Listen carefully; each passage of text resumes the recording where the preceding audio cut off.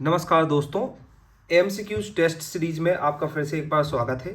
ये हमारी साइटोलॉजी की तीसरी वीडियो है। साइटोलॉजी से रिलेटेड इम्पोर्टेंट क्वेश्चंस की 2 क्लासेस हम कर चुके हैं और ये हमारी तीसरी है। एक और इसके बाद हम साइटोलॉजी करेंगे तो 100 से ज़्यादा एमसीक्यूज हम सॉल्व कर लेंगे। साइटोलॉजी से जितने भी इम्पोर्टेंट एमसीक्यूज बनने की संभावना होती है लगभग सारे ही हमने कवर कर लिए हैं।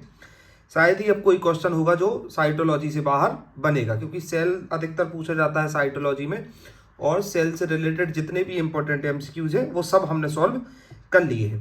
चलिए और भी बचे हुए जो एमसीक्यूज हैं उनके बारे में हम चर्चा करते हैं, क्योंकि हमारे अधिकतर सारे एमसीक्यूज कवर हो गए। देखते हैं पहला क्वेश्चन क्या है आज का। What is the role of gap junction? Gap जंक्शनों की भूमिका क्या है? पहला इसमें स्ट्रेंथ द टिश्यू, दूसरा है provides a channel for communication between cells, तीसरा है प्रोवाइड स्ट्रक्चरल सपोर्ट, चौथा है प्रिवेंट लीकेज बिटवीन सेल्स। क्या होगा इसमें से सही उत्तर? इसका सही उत्तर होगा गैप जंक्शन का option B, provide a channel for communication between cell. ये एक तरीके का कम्युनिकेशन प्रोवाइड करता है गैप जंक्शन सेल्स के कम्युनिकेशन के लिए। अगला है, इसके गैप जंक्शन को देख लेते हैं, थोड़ा समझ लेते हैं। गैप जंक्शन कोशिकाओं के बीच प्रत्यक्ष संपर्क के माध्यम से संचार करने वाले संरचनाएं होती हैं। ये विशेष प्रकार के कनेक्शंस होती हैं जो 2 कोशिकाओं के बीच स्थित होती हैं और एक दूसरे से सीधे जुड़े होते हैं। गैप जंक्शन का कार्य कोशिकाओं के बीच सूचनाओं को आयन और कैल्शियम, सोडियम, पोटेशियम आदि के आदान प्रदान को सक्षम बनाना है। Gap junctions are structures that communicate between cells through direct contact. These are special connections that are located between 2 cells and are directly connected to each other.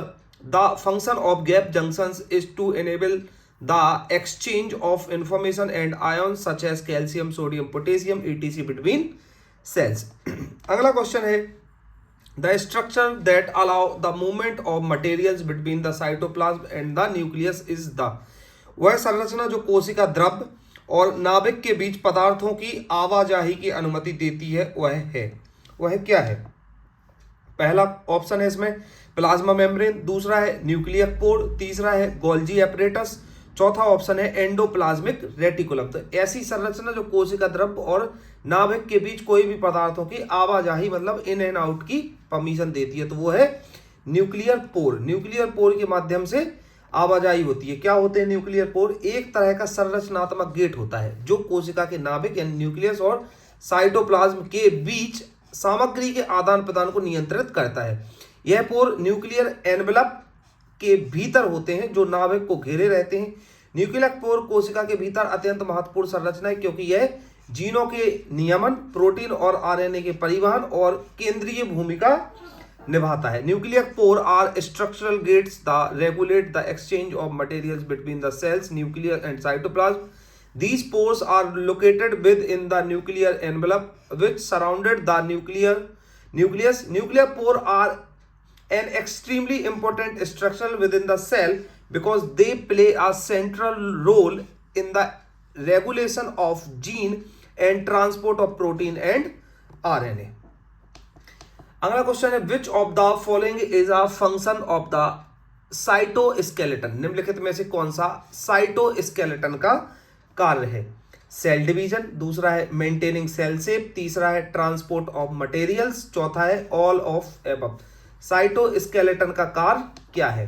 तो cytoskeleton का ये सभी कार्य है, सेल्स को डिवीजन करना, maintaining the cell shape, cell के shape का मेंटेन करना, और ट्रांसपोर्ट ऑफ मटेरियल मतलब मटेरियल को आवाजाही करना।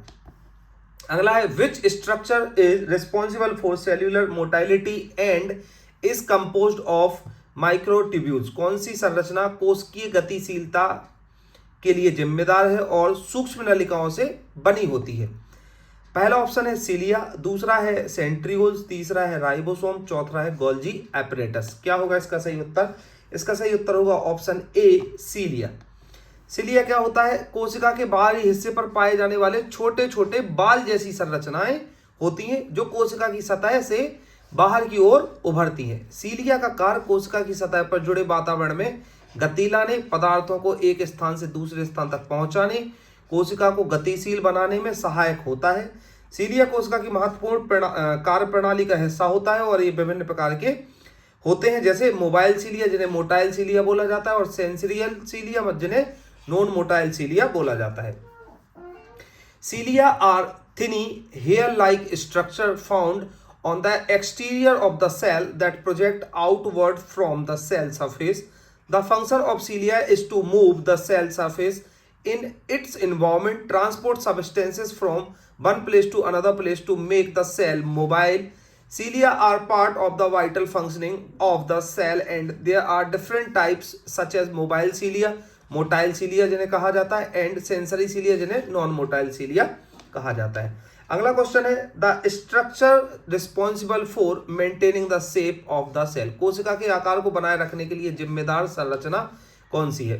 पहला है माइक्रोट्यूब्यूल, दूसरा है साइटोस्केलेटन, तीसरा है माइटोकॉन्ड्रिया और चौथा है राइबोसोम। कोशिका के आकार को बनाए रखने के लिए कौन जिम्मेदार होता है? साइटोस्केलेटन। अभी पिछले क्वेश्चन में पढ़ा भी था कि आकार बनाने का काम साइटोस्केलेटन का होता है।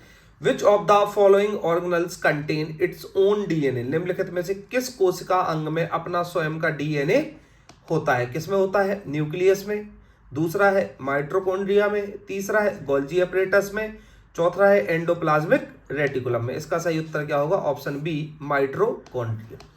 अगला क्वेश्चन है which of the following is the main component of the nuclear envelope? निम्नलिखित में से कौन सा नाभिकीय आवरण का मुख्य घटक है? पहला प्रोटीन्स, दूसरा लिपिड्स, तीसरा कार्बोहाइड्रेट्स और चौथा है आरएनए। सही उत्तर होगा इसका ऑप्शन बी, लिपिड्स। लिपिड्स जो होते हैं वो नाभिकीय आवरण के मुख्य घटक होते हैं। अगला क्वेश्चन है which organelle is known as the power house of the cell? कोशिका का पावर हाउस किसे कहा जाता है? सबको पता है। Option A lysosome, option B mitochondria, option C Golgi apparatus, option D is ribosome. बहुत बार ये क्वेश्चन रिपीट भी हुआ है, कई बार पूछा जाता है। तो power house of the cell कहा जाता है माइटोकॉन्ड्रिया। अगला क्वेश्चन है the primary function of the mitochondria is? Mitochondria का प्राथमिक कार्य क्या है? प्रोटीन सिंथेसिस, दूसरा है एनर्जी प्रोडक्शन यानी एटीपी, तीसरा है डीएनए स्टोरेज, चौथा है lipid metabolism. The right answer is option B, energy production. क्या काम है ये माइटोकॉन्ड्रिया का? जैसे सबको पता है माइटोकॉन्ड्रिया एनर्जी को स्टोर करके रखता है, उसको प्रोड्यूस करता है एनर्जी को। अगला है the mitotic spindle is made up of? Mitotic spindle निम्नलिखित से बना होता है। किससे बना हुआ होता है? एक्टिन फिलामेंट से, माइक्रोट्यूब्यूल से, इंटरमीडिएट फिलामेंट से या मियोसिन से। माइटोटिक स्पाइंडल ये किससे बने हुए होते हैं? माइक्रोट्यूब्यूल से बने हुए होते हैं। क्या होते हैं माइटोटिक स्पाइंडल? वह संरचना है जो माइटोटिक यानी कोशिका विभाजन के दौरान उत्पन्न होती है और यह क्रोमोसोम्स को एक स्थान से दूसरे स्थान तक सही ढंग से स्थानांतरित करने के लिए जिम्मेदार होती है। यह एक तरह का अस्थायी ढांचा है जो केवल कोशिका विभाजन यानी माइटोसिस के दौरान बनता है और फिर विभाजन के बाद गायब हो जाता है। The mitotic spindle is the structure that arises during mitosis means cell division and is responsible for moving the chromosomes from one place to another correctly. It is a kind of temporary structure that is formed only during cell division mitosis and then disappear after the division. Next question है during which phase of cell cycle does the cell grow and prepare for DNA replication? कोशिका चक्र के किस चरण के दौरान कोशिका बढ़ती है और डीएनए प्रतिकृति के लिए तैयार होती है? S phase first one is, second one is G1 phase, third one is G2 phase and fourth option is M phase. तो right answer is G1 phase. G1 phase में क्या होता है? कोशिका बढ़ती है और डीएनए प्रतिकृति के लिए तैयार होता है। अगला क्वेश्चन है during which phase of cell cycle does DNA replication occur? कोशिका चक्र के किस चरण में डीएनए प्रतिकृति होती है? G1 phase, S phase, G2 phase, M phase. तो the right answer is S phase में होता है। अगला क्वेश्चन है which of the following structures is involved in the formation of the mitotic spindle? निम्नलिखित में से कौन सी संरचना माइटोटिक स्पाइंडल के निर्माण में शामिल है? सेंट्रोसोम, गोल्जी अपरेटस, न्यूक्लियस या ribosome? So the right answer is centrosome. अगला है in which stage of mitosis do chromatids aligned at the cell equator. Mitosis के किस चरण में क्रोमेटिड कोशिका के भूमध्य रेखा पर संरेखित होते हैं? माइटोसिस के किस चरण में क्रोमेटिड कोशिका के भूमध्य रेखा पर संरेखित होते हैं? Prophase, metaphase, anaphase, telophase. So the right answer is option B, metaphase. Metaphase. अगला क्वेश्चन है, the phase of the cell cycle in which the cell grow and prepare for division is. कोशिका चक्र का वह चरण जिसमें कोशिका बढ़ती है और विभाजन के लिए तैयार होती है। G1 phase, S phase, G2 phase and M phase. So the right answer is G2 phase. आप याद रखें हमेशा कोशिका के जितने चरण होते हैं, कोशिका की जो साइकिल होती है, कोशिका के चरण, जो कोशिका की ये साइकिल बनी हुई है, आप इनके जितने फेज हैं सारे इनको अच्छे से याद कर लें। सारे फेजेस में क्या क्या काम हो रहे हैं, किस तरीके से काम होते हैं, इनको आप याद रखें ध्यान से, क्योंकि इनसे क्वेश्चन बनने की संभावना ज्यादा है। अगला है the cell's ability to differentiate into various type of cells is known as. कोशिका की विभिन्न प्रकार की कोशिकाओं में विभेदित होने की क्षमता को किस नाम से जाना जाता है? डिफरेंशिएशन, दूसरा है जीन एक्सप्रेशन, तीसरा है सेल स्पेशलाइजेशन, चौथा है अपोप्टोसिस। कोशिका की विभिन्न प्रकार की कोशिकाओं में विभेदित होने की क्षमता, it means the cell ability to differentiate into various types of cell is known as, इसको बोलते हैं cell specialisation. Option C is the right answer. अगला है what is the role of the nucleus in the cell. कोशिका में न्यूक्लियोल्स की क्या भूमिका है?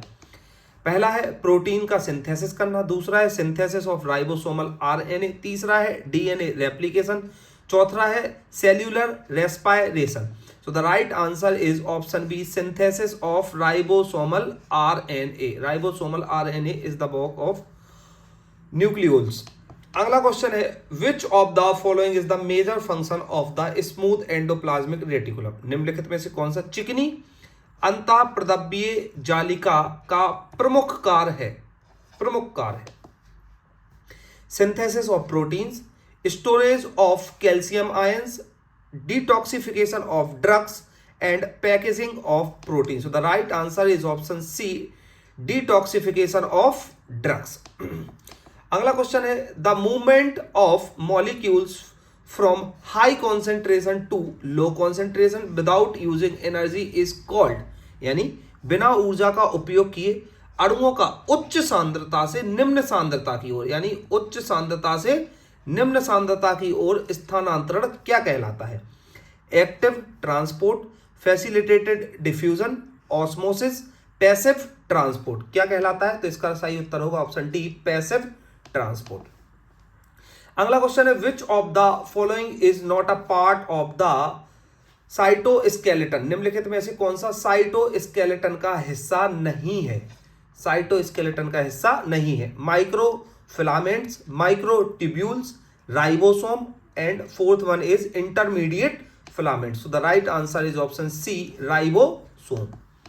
अगला क्वेश्चन है which of the following is a part of the cell cycle. निम्नलिखित में से कौन कोशिका चक्र का भाग है?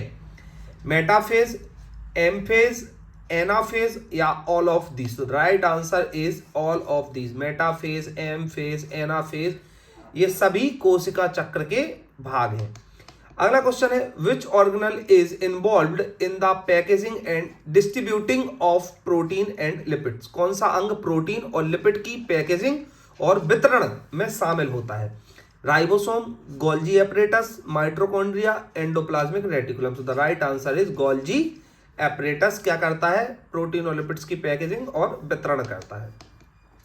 अगला क्वेश्चन है the process of cell division resulting in two identically daughter cell is known as.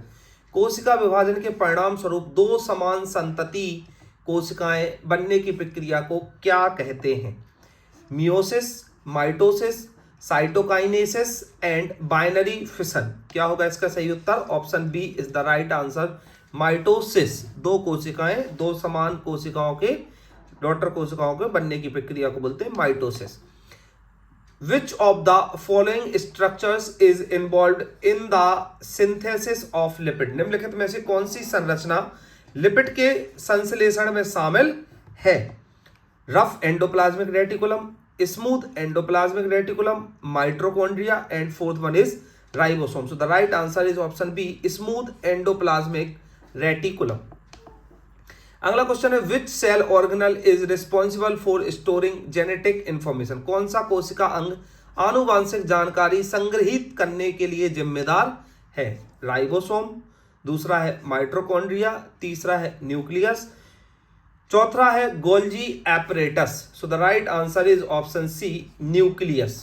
कौन सा ऑर्गन होता है जो आनुवांशिक जानकारी को संग्रहित करता है? वो केंद्रक होता है, न्यूक्लियस के पास सारी आनुवांशिक जानकारी होती है। तो दोस्तों ये हमारी आज की साइटोलॉजी के इंपॉर्टेंट क्वेश्चन थे जिनके बारे में हमने चर्चा करी। अगली जो हमारी वीडियो होगी उसमें भी हम साइटोलॉजी के ही इंपॉर्टेंट जितने भी क्वेश्चंस हैं उनके बारे में चर्चा करते हैं। चलिए मिलते हैं अगली वीडियो में, तब तक के लिए थैंक यू।